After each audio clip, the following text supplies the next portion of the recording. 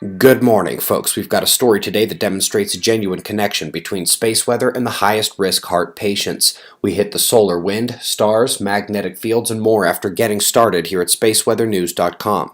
We're finding the last 24 hours on our star were very quiet, still no sunspots or solar flares.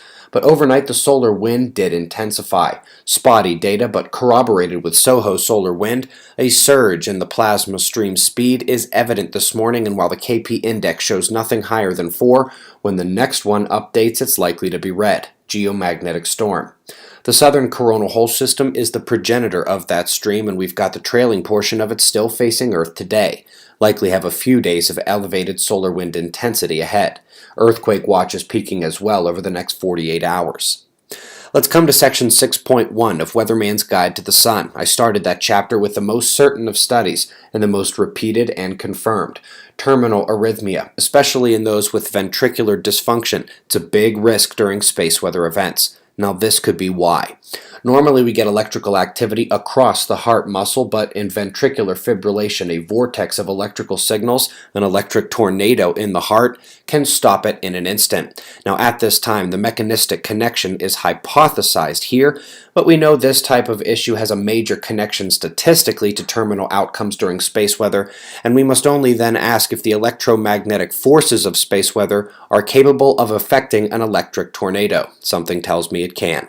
Let's stick with a similar concept, but on a slightly larger scale. It turns out that tons of molecular clouds in space are wrapped in helical magnetic fields. We see the fields coming at us on one side of the clouds and away from us on the other. This setup was expected to exist somewhere in the cosmos, but it's looking like a pattern of the universe. Some quick looks here. An excellent, although considerably complex paper on conductor connections between ionosphere and magnetosphere. Interesting means of coupling and induction.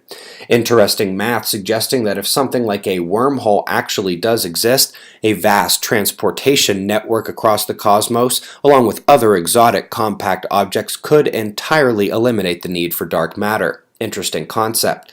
And lastly, folks, S02, the star circling the galactic center very closely, turns out not to have a binary and therefore makes the perfect test for Einstein's theories, coming up later this year. Website members at suspiciousobservers.org, we've got a link directly to the Observing the Frontier conference videos popped on the homepage there.